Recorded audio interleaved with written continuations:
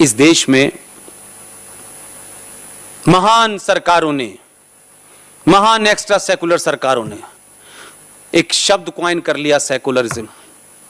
लेकिन वो सेकुलर सरकारें 25 साल तक इजराइल के साथ संबंध बनाने के बाद भी सार्वजनिक नहीं कर पाई,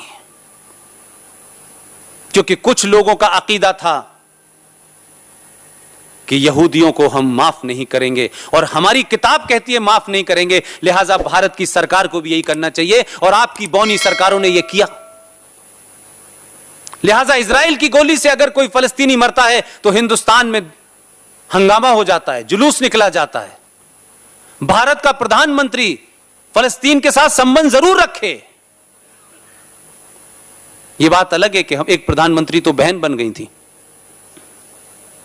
वो भी धर्म निभाया, लेकिन जो उनके भाई थे उन्होंने आके बताया नहीं कि इस हिंदुस्तान में और पाकिस्तान में और बांग्लादेश के इस खित्ते में इस्लाम के नाम पे जो फ्रॉड हो रहा है उसको भी तो बताओ भाई। अब क्योंकि आपने थोड़ा सा हल्का सा कुरान पढ़ लिया है, अभी तो अभी एक आधी चैप्टर पढ़ा है, उसका असर क्या हो रहा है कि आपको पहली बार यह पता चला कि इस्लाम में मस्जिद is not A Holi shrine. इस्लाम में मस्जिद का कोई पवित्र मतलब नहीं है। मस्जिद नमाज पढ़ने की जगह है जैसे होटल खाना खाने की जगह है। अगर उस होटल को जरूरत के हिसाब से तोड़ करके कहीं और बनाया जा सकता है, मस्जिद को हटा के कहीं और बनाया जा सकता है कि मस्जिद में कोई अल्लाह मियां की मूर्ति स्थापित नहीं हुई है। यह बात मैं चौथी क्लास से कह रहा हूं, वहां कह रहा हूं जहां पे मस्जिद ही मस्जिद थी, जहां मैंने अजान दी, नमाज पढ़ी सुबह से लेकर शाम तक। लेकिन इस देश को 2017 में पता चला, क्योंकि सुप्रीम कोर्ट ने जब सुनवाई की तब पता चला कि मस्जिद की कोई धार्मिक महत्ता कुरान और इस्लाम और हदीस में नहीं है। यह एक नमाज पढ़ने की जगह है, क्योंकि मुसलमानों में मूर्ति स्थापना की कोई जगह नहीं होती और अल्लाह मियां सब जगह मौजूद हैं।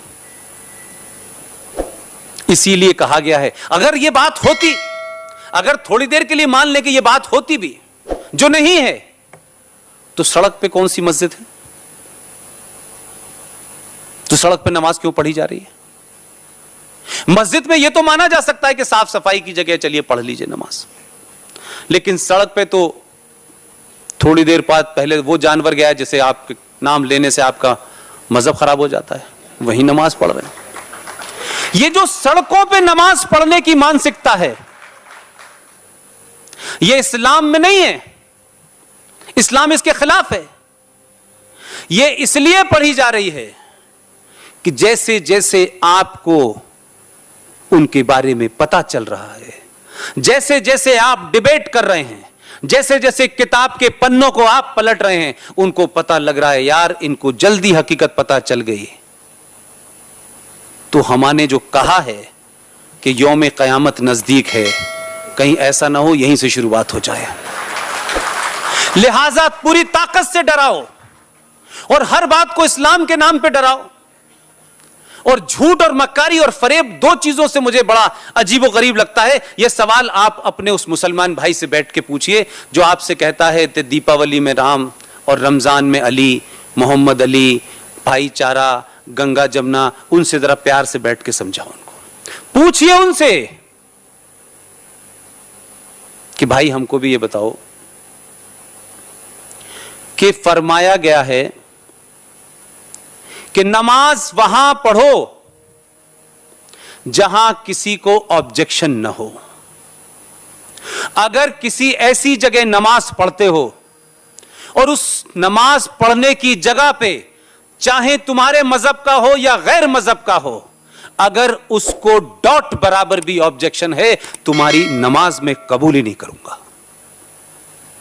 लेकिन भारत के अंदर इस्लाम का जो असली एजेंडा है, जिसे छुपाया गया है, इस्लाम कोई धर्म के नाम से फैलाया जरूर जा रहा हो, कुछ इधर से कुछ उधर से उठा करके जोड़ जरूर लिया गया हो। Islam is not a religion, it is a political ideology, nothing more than that. लेकिन हम पॉलिटिकल आइडियोलॉजी में जीत नहीं सकते, इसलिए उसको धर्म के नाम से डराओ और इतना ज्यादा उसको कॉम्प्लिकेट करके रखो कि सच किसी को पता ना चले। मस्जिदों से डराया गया। सऊदी अरब जहां मक्का है, जहां मोहम्मद साहब थे, उस जगह जहां मोहम्मद साहब ने नमाज पढ़ी वो तो कब की तोड़ के समतल हो गई। पूछा नहीं किसी ने, किसी ने ऑब्जेक्शन नहीं किया कि मोहम्मद साहब जहां पढ़ रहे थे, जब वही जगह नहीं बची तो फिर बाबरी मस्जिद पे किस लिए जान दे रहे हो। बाबरी मस्जिद धार्मिक इशू नहीं है। बाबरी मस्जिद, मथुरा और काशी, ये तीन चीजें सिर्फ इस बात के लिए लड़ी जा रही हैं कि जो काम 700 साल में लुटेरों ने, बलात्कारियों ने, प्लंडर्स ने इस देश में आपके राज करने के लिए आप सदियों तक जलील रहे, आपके मंदिरों को तोड़ा और ऊपर की गुम्बद बना दी, बाकी ऐसा ही है। सिर्फ इसलिए वो मौजूद रहें ताकि आप जीवन भर कुंठा में रहें। लिहाजा आपको इस्लाम के नाम से डराइए कि बाबरी मस्जिद शहीद हो गई। इंसान शहीद होते थे, पत्थर कब से हुए पता नहीं। और ये वो लोग कह रहे हैं जिनका पत्थर में यकीन नहीं है, लेकिन ये नहीं बताते कि वो जो चौकोर काले रंग का कमरा है उसमें क्या रखा है। जरा एक बार उसके बारे में भी तो बता दो। दिल खोल के बताओ कि उसमें मोहम्मद साहब का कुरान शरीफ रखा हुआ है। और वो क्या पत्थर है जिसे कुछ लोग उठा के ले गए थे, तो 11 साल तक हज नहीं हुआ था और कुछ लोगों को लगा ये पत्थर हम अपने यहां जाके लगा लेंगे, लिहाजा तो हमारे यहां हज होने लगेगा। जब वहां लेके गए तो हज करने कोई आने वाला नहीं था, वही इसको वापस ले आए वो लोग, फिर हज शुरू होना। हज कमाई का धंधा है, धार्मिक एजेंडा नहीं है। और आप सच बोलिए ना। बार बार लोग कहते हैं कि देखिए साहब, इस्लाम के आने से पहले तो जहालत थी, कुछ था ही नहीं। गुप्ता डायनेस्टी का टाइम क्या है? वो तो इस्लाम से पहले का है। रिचेस्ट, मैं गलत कह रहा हूं? गुप्ता डायनेस्टी मोहम्मद साहब से पहले थी या बाद में थी? और कैसी थी? यह बात अलग है कि जहां वो रहे होंगे उस कबीलाई जिंदगी में जहालत होगी, उसमें लोग ऐसी सोचते होंगे जो हो रहा है, उसके अंदर जायज होगा। 54 साल का आदमी 6 साल की लड़की से शादी करे, हो सकता है, उसमें जायज होगा। लेकिन यह मत कहिए कि दुनिया को हमने रोशनी दी और जिस धरती पे हम रह रहे हैं यह चपटी है। जमीन चपटी नहीं है, तुम्हारी खोपड़ी चपटी है। इसलिए किसी साइंटिफिक बात को भी सच मानने को तैयार नहीं हो। अरे जो साइंस प्रूफ कर चुकी है उसको तो मानो। और हमारा संकट क्या है कि हम अभी तक अपने लोगों को यह नहीं बता पाए कि हम सुबह उठते हैं बिस्तर से और धरती को क्यों नमस्कार करते हैं छू करके, हम सूरज की तरफ हाथ जोड़ते क्यों हैं, हम तुलसी को पानी क्यों देते हैं, हम पीपल को क्यों पूछते हैं, यह हम भी नहीं बता पाए। यह हमारी गलती है। लिहाजा अगर आपके जीवन में जो भी एक्शन है वो कोई आज नहीं बताया गांधी जी ने, आज के ये जो यूरोप से आने वाले साइंटिस्टों ने नहीं बताया। आपके पास सब कुछ था, वो यहां से ले गए, अंग्रेजी में लिख के वापस कर दिया आपको। अब आपसे कह रहे हैं ऑर्गेनिक फूड अच्छे, आपके यहां तो यही होता था, उसके अलावा क्या होता था? तो हम अपनी कमजोरियों को भी समझें। हम ऐसे 700 साल गुलाम नहीं रहे, और हमको हमसे सुपीरियर रेस ने बनाया होता, सिविलाइजेशन ने बनाया होता तो दुख नहीं होता। लेकिन देर से सही, अगर दुनिया कहती है ये सदी आपकी है, तो आपके यहां लोग ऐसे पैदा हो रहे हैं जो ये बता रहे हैं कि ये कुंभ 12 साल बाद क्यों होता है, इसके नहाने से बीमारी नहीं होती बल्कि बीमारी ठीक हो जाती है। क्या इसका साइंटिफिक बैकग्राउंड है? पढ़ लीजिए, सब अवेलेबल है और आप ही के लोग लिख रहे हैं। आप तो 1000 साल पहले बता देते थे कब कौन सा दिन पड़ेगा, कब कौन सा दिन नहीं होगा, और इतना झूठ बोला गया। एक घटना और आपको बताता हूं। 1957 में भारत की पार्लियामेंट में डिबेट हुई और ये जो कैलेंडर है जिसको हम सब लोग लगाते हैं, मार्च अप्रैल 1 2 3 4 5 6, उस बहस को आप सुन लीजिए। और उस बहस के बाद जो फाइनल फैसला हुआ, उस फैसले को भी कितनी खामोशी से दबा दिया गया। अब ये पता नहीं मेरी किस्मती क्या है कि मुझे ऐसे ही सारे मुद्दे मिल रहे हैं।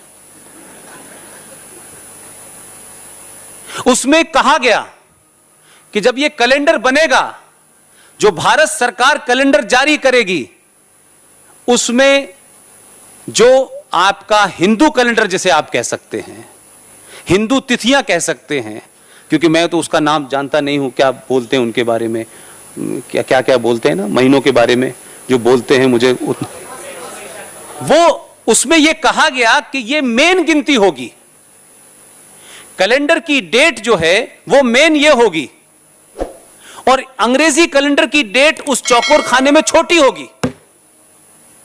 यह भारत की पार्लियामेंट ने 1957 में पास किया और कहा कि भारत के जितने भी सरकारी दफ्तर हैं, सरकार के पब्लिकेशन में यही कैलेंडर छपेगा। सच बताइए, कैलेंडर देखा आपने 50 साल में?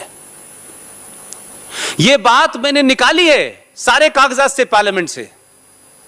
महाराष्ट्र के कुछ लोग लड़ रहे थे, फिर उनसे पता किया। यह 57 में ऑर्डर हो गया था कि कैलेंडर ये इस तिथि से चलेगा, भारत की संस्कृति इसी से जानी जाती है और इसी से दिन का, पंचांग का, इस देश का, उस त्योहार का सब पता होगा। लेकिन आपको अंग्रेजी कैलेंडर बताया जाता है और जो आपका कैलेंडर है उसको छोटा छापा जाता है। इसके खिलाफ तो सुप्रीम कोर्ट को भी ऑर्डर लेना चाहिए, संज्ञान लेना चाहिए कि नहीं लेना चाहिए? भारत में बैठे हुए लोगों को इस बात का संज्ञान लेना चाहिए कि नहीं लेना चाहिए भाई, कि जो बात आपकी इस पार्लियामेंट ने अच्छी बुरी जो भी थी 57 में, जिस कारण से भी था, उसने अगर ये फाइल पास किया था, तो पार्लियामेंट ने पास की हुई चीज के विपरीत उल्टा काम क्यों हो रहा है? लेकिन हमको चिंता नहीं है, वो आपको बताना नहीं चाहते, क्योंकि आप उस अंग्रेजी में फंसे रहे जिन अंग्रेजों ने पावर ट्रांसफर की थी आपको। क्योंकि पावर ट्रांसफर करने से जो कलेक्टर थे वो चले गए, जो कंडक्टर थे उन्हें बिठा गए। और हुआ क्या है, एक और जघन बताता हूं बात आपको, यह तो आपको पूछना चाहिए। आर्टिकल 35A के बारे में उसकी क्या क्लॉजेस हैं वे बता करके मैं जिस नई मुहिम पे निकला हुआ हूं वो मैं आपके सामने रखूंगा। सन 1944 की डेट जम्मू कश्मीर के संविधान में इसलिए रखी गई कि उस वक्त के शातिर एंटी हिंदू महान लोग कश्मीर के, जो कश्मीरियत, जमहूरियत और इंसानियत की बात करते हैं, इसलिए रखी गई कि 1940 में पाकिस्तान बनने का रेजोल्यूशन लाहौर में पास हो चुका था। जो समझदार लोग थे, क्योंकि सियालकोट से ट्रेन सिर्फ जम्मू तक आया करती थी, जो समझदार थे कि अब पाकिस्तान बनेगा, कब बनेगा यह पता नहीं, लेकिन बनेगा इतना उनको यकीन हो गया था, तो उन्होंने भारत की तरफ रुख करना शुरू किया। जो मानसिकता आज हमारे समाज की है वो 1944 में भी थी। हम सिचुएशन को न भांपते हैं और न उसको एंटिसिपेट करते हैं, जब तक खतरा घर पे दरवाजे पे नॉक ना करते, तब रिएक्ट करते हैं, तब बहुत देर हो चुकी होती है। 1944 में जब पाकिस्तान में गड़बड़ होने लगी, 1935 में लाहौर में जाइए, क्योंकि लाहौर बागा बॉर्डर से क्रॉस करते करते कोई 300-400 बार जा चुका हूं। लाहौर में जाकर के लाइब्रेरी में पढ़िए, कुछ चीजें जला दी गई वो बात अलग है, लेकिन जलाने के लिए भी अकल चाहिए कि क्या लिखा है तब जलाएंगे। कुछ चीजें ये सोच के जलाएं ये बहुत अच्छी हैं, लेकिन वो मेरे काम की थी। लाहौर में 1935 में लोग कहा करते थे कि ऐसा होने वाला है, महान हिंदू संस्कृति के लोग कहते थे क्या पागलपने की बातें तुम लोग कर रहे हो यार, हम सदियों से साथ रह रहे हैं, हमारा रोटी बोटी का रिश्ता है।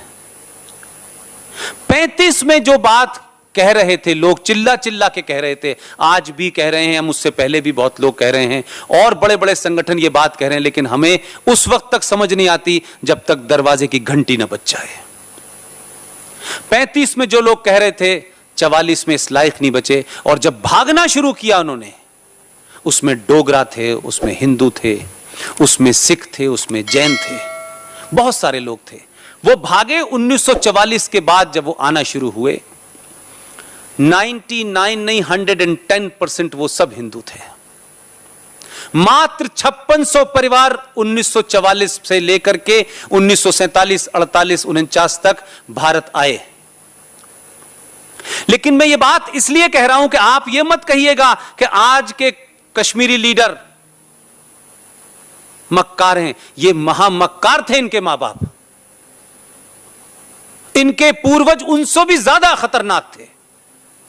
जब देश में हाहाकार मचा हुआ था, लोगों को यह नहीं पता था कि हम कहां हैं कहां नहीं हैं, किसी को यह लेकिन उस वक्त भी कुछ शातिर लोगों की निगाहें इस बात पर लगी हुई थी कि 1944 के बाद आने वाले कौन लोग हैं और वो कहां सेटल हो रहे हैं। उस वक्त वो बड़े विजनरी लोग थे।